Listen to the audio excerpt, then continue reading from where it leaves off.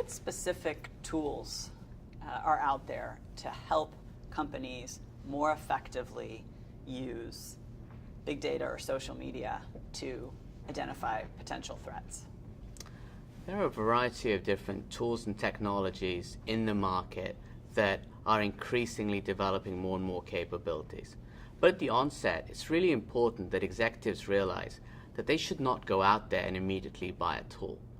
What they should spend time doing is figuring out the kinds of problems that they wish to solve and the kinds of questions they wish to ask of the data, and understanding where does that data reside today before they purchase a tool. Because there are many tools in the marketplace that can fit the specific need, but think about what you want to use the data for, and then think about the appropriate tool that you can use.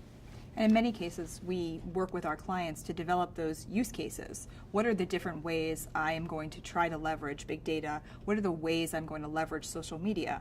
And often really crystallizing those use cases drives you in a different direction towards a tool you may not have thought you needed in the first place, and maybe away from a tool that you were sure you had to have. So it's about resource prioritization. You shouldn't buy every tool on the market because you don't actually need every tool on the market. You need the tools and technology that are right for you. There are a variety of capabilities that exist today. One is the sort of big data storage platforms, and there's a variety in the market. Think of the search engines when you go in and you search for a favorite restaurant, and how when you type in those simple words, there is a search that's going through billions, if not trillions, of rows of data in these data centers somewhere throughout the world. That's big data. So how do you enable data to be stored in vast quantities and be able to search through it in a moment's notice? There are tools that do that.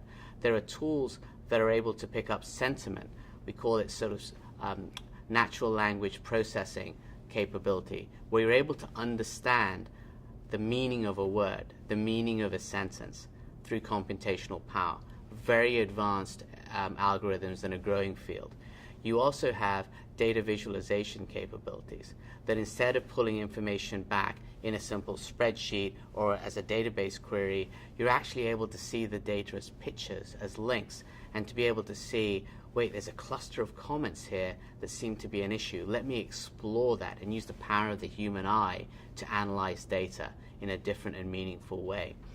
There are also capabilities called NORA, which is non-obvious relationship awareness, which is instead of you specifically as an individual saying, I would like to understand the following issue, the software presents the user with a list of interesting relationships that you may not have been aware of. And so all of these technologies in this growing area at the beginning of what we said was an industrial revolution of our time is a pretty fascinating world to be in, and we're really excited about how we can help our clients in the future.